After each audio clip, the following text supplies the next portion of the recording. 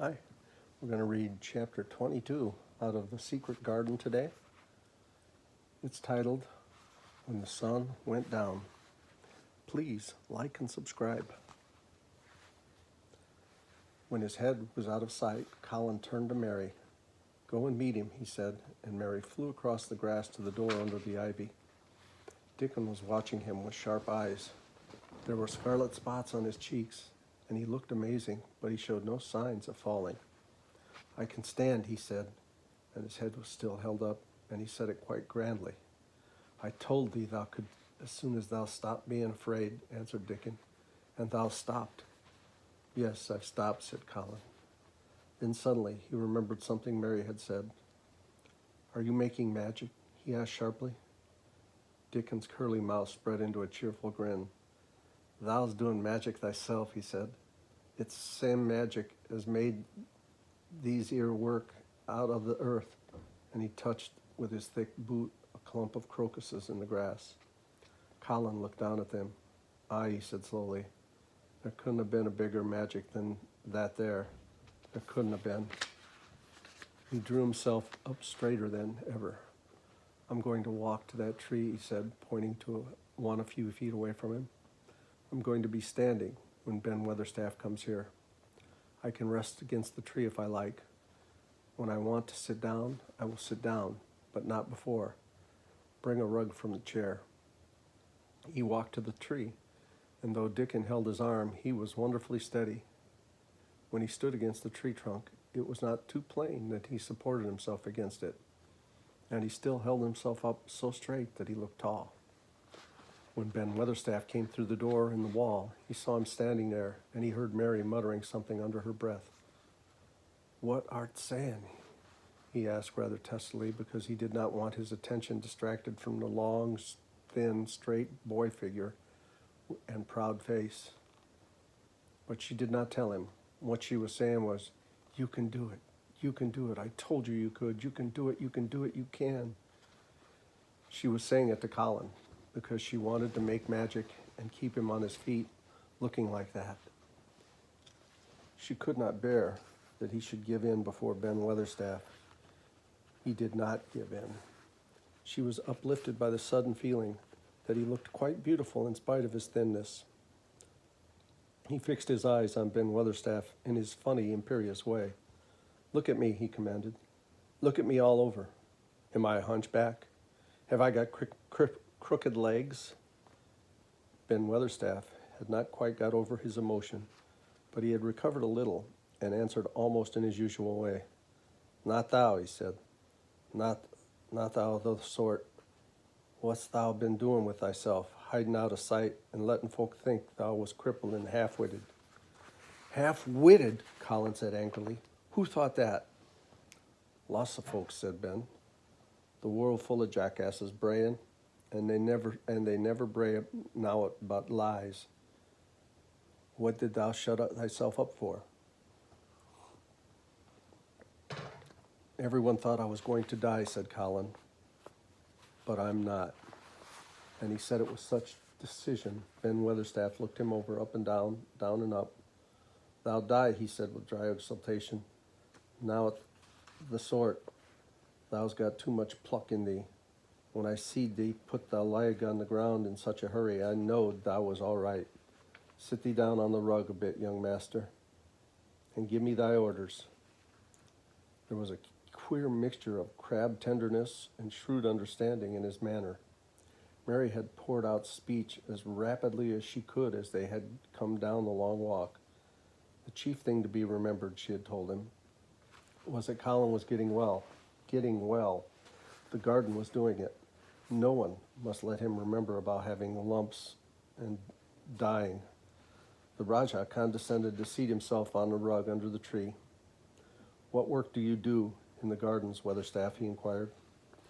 Anything I'm told to do, he answered old Ben. I'm kept on by favor because she liked me. She, said Colin. The mother, answered Ben Weatherstaff. My mother, said Colin, and he looked about him quietly. This was her garden, wasn't it? Aye, it was that, said Ben Weatherstaff. She were main fond of it. It is my garden now. I am fond of it. I shall come here every day, announced Colin, but it is to be a secret. My orders are that no one is to know that we come here.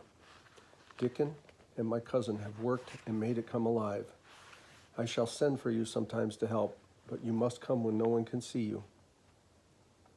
Ben Weatherstaff's face twisted into a dry old smile. I've come here before when no one saw me, he said. What? Exclaimed Colin. When? The last time I was here, rubbing his chin, looking around, was about 2 years ago. But no one has been in it for 10 years, cried Colin. There was no door. I'm no one, said old Ben dryly, and I didn't come through the door. I come over the wall. The rheumatics held me back, though, the last 2 years. Thou come and did a bit of pruning, cried Dickon. I couldn't make out how it had been done. She was fond of you. She was fond of it. She was, said Ben Weatherstaff slowly, and she was such a pretty young thing. She says to me once, Ben, says she laughing, if ever I'm ill or if I go away, you must take care of my roses.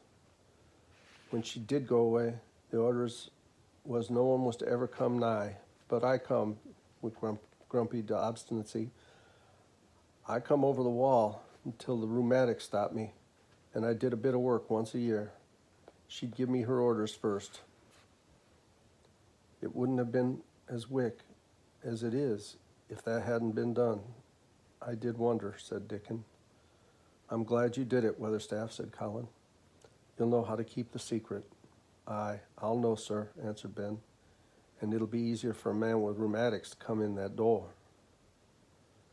On the grass near the tree, Mary had dropped her trowel. Colin stretched out his hand and took it up. An odd expression came into his face, and he began to scratch at the earth. His thin hand was weak enough, but presently, as they watched him, Mary with quite breathless interest, he drove the end of the trowel into the soil and turned some over. You can do it, said Mary to herself. I tell you, you can. Dickon's round eyes were full of eager curiousness, but he said not a word. Ben Weatherstaff looked on with interested face. Colin persevered. After he had turned a few trowels full of soil, he spoke exultantly to Dickon in his best Yorkshire. Thou said as thou'd have me walking about here same as other folk, and thou said thou have me digging. I thought thou has just leein to please me. This is only the first day and I've walked, and here I am digging. Ben Weatherstaff's mouth fell open again when he heard him, but he ended by chuckling. He said, that sounds as if thou'd got wits in now. Thou art a Yorkshire lad for sure, and thou art digging too. How'd thou like to plant a bit of something? I can get thee a rose in a pot. Go and get it, said Colin, digging excitedly. Quick, quick. It was done quickly enough indeed. Ben Weatherstaff went his way forgetting rheumatics. Dickon took his spade and dug the hole deeper and wider than a new digger with thin white hands could make it. Mary slipped out to run and bring back a watering can. When Dickon had deepened the hole, Colin went on turning the soft earth over and over. He looked up at the sky, flushed and glowing with the strangely new exercise, slight as it was. I want to do it before the sun goes quite down, he said. Mary thought that perhaps the sun held back a few minutes just on purpose. Ben Weatherstaff brought the rose in its pot from the greenhouse. He hobbled over the grass as fast as he could. He had begun to be excited, too. He knelt down by the hole and broke the pot from the mold. Here, lad, he said, handing the plant to Colin. Set it in the earth thyself, same as the king does when he goes to a new place. The thin white hands shook a little, and Colin's flush grew deeper as he set the rose in the mold and held it while old Ben made firm the earth. It was filled in and pressed down and made steady. Mary was leaning forward on her hands and knees. Soot had flown down and marched forward to see what was being done. Nut and shell chattered about it from a cherry tree. It's planted, said Colin at last, and the sun is only slipping over the edge. Help me up, Dickon. I want to be standing when it goes down. That's part of the magic. And Dickon helped him, and the magic, or whatever it was, so gave him strength that when the sun did slip over the edge and end the strange, lovely afternoon for them, there he actually stood on his own 2 feet, laughing. Well, that's the end of that chapter. So Colin was standing on his own. He's really come a long way in just that short time. Just want to say, it says here this book was published in 1911. And it's a timeless classic of an orphan girl brought to Yorkshire mansion on the edge of a vast, lonely moor. At first, she's frightened by the gloomy place.